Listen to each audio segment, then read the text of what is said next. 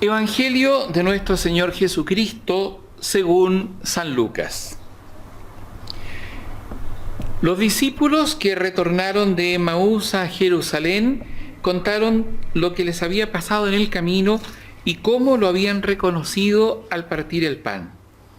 Todavía estaban hablando de esto cuando Jesús se apareció en medio de ellos y les dijo: «La paz esté con ustedes». Atónitos y llenos de temor, creían ver un espíritu. Pero Jesús les preguntó: ¿por qué están turbados y se les presentan esas dudas? Miren mis manos y mis pies, soy yo mismo.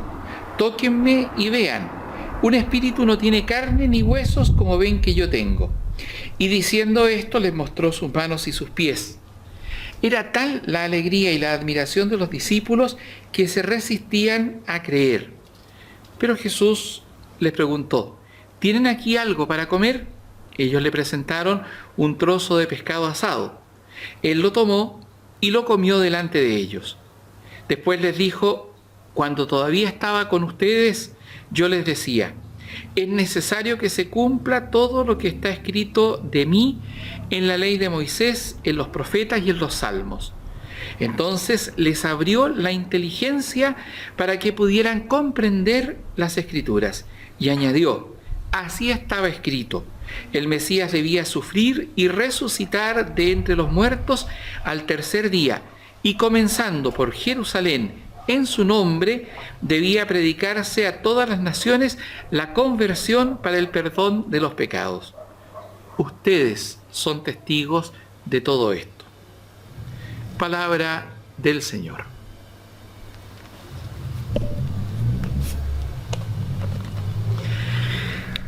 El relato que acabamos de escuchar y que la Iglesia propone para este tercer domingo de Pascua es la continuación en el Evangelio de Lucas del relato de los peregrinos de Emaús. Es el momento en que los peregrinos de Emaús llegan de noche a Jerusalén a contar lo que les ha pasado en el camino con el resucitado y cómo se ha producido en ellos este momento de reconocimiento del Señor ahora vivo y cómo Él les ha abierto el corazón. Continúa el relato con la manifestación entonces del resucitado ahora al resto de los apóstoles que estaban en la casa en Jerusalén, encerrados, llenos de temor. En eso coincide el Evangelio de hoy con el Evangelio de la semana pasada, en el texto de Juan, en donde comenzaba diciendo que los discípulos estaban encerrados por temor a los judíos. La lectura del Evangelio de hoy se tiene que hacer de la mano con la lectura que vamos a recordar algunos momentos de los discípulos de Emaús. En los discípulos de Emaús se producen dos eventos importantes en el encuentro de Jesús y el resucitado, el forastero en el camino de Emaús.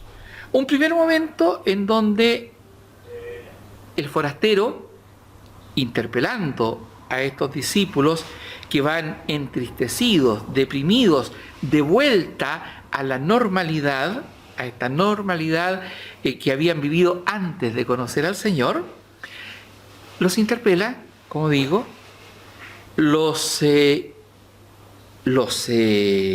manifiesta, digamos, delante de ellos su extrañeza por todavía la dureza de su entendimiento, y luego, dice el texto, les abrió las Escrituras. Les abrió las Escrituras explicándoles todo lo que las Escrituras hablaban de él, comenzando por Moisés y siguiendo por los profetas.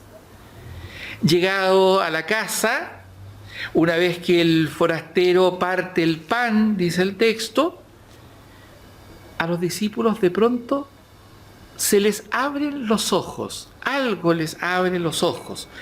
En el versículo 31 del capítulo 24 de Lucas está esto: a los discípulos se les abrieron los ojos y reconocen la presencia, reconocen la identidad de quien está frente a ellos y que ahora se les manifiesta en el pan partido.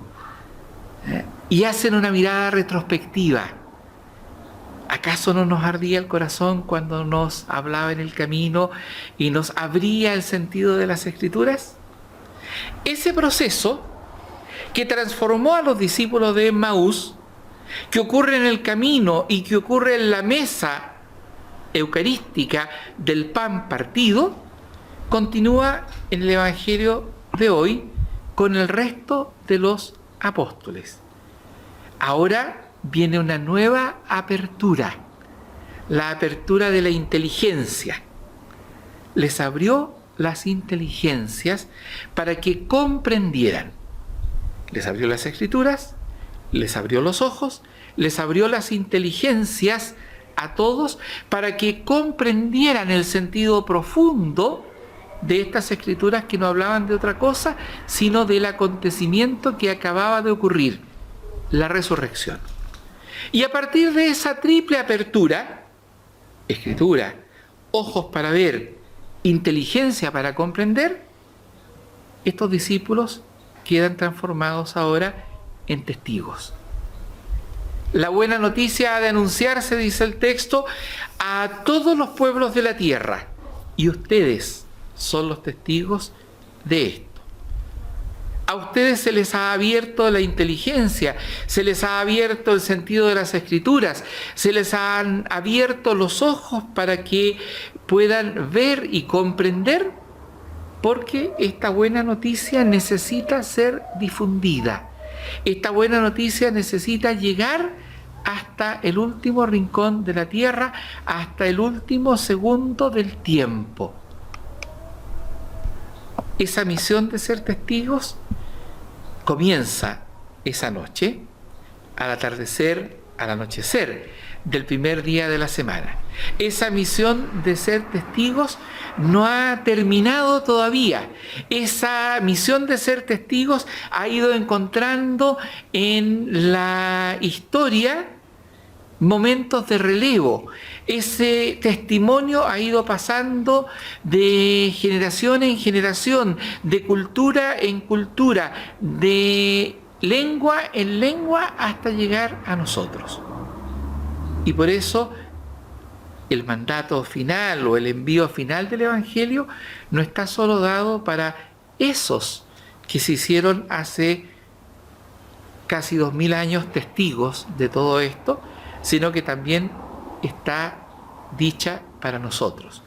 Nosotros somos los testigos que tenemos que ir a animar nuestro tiempo, este momento complejo de la historia que estamos viviendo, con el anuncio de que el Señor ha resucitado, de que la muerte y el dolor no son la última palabra dicha por Dios para la humanidad, que si fuera esa última palabra la vida entera sería un absurdo, pero la última palabra de Dios la pronuncia en Cristo resucitado para darnos vida y vida para siempre.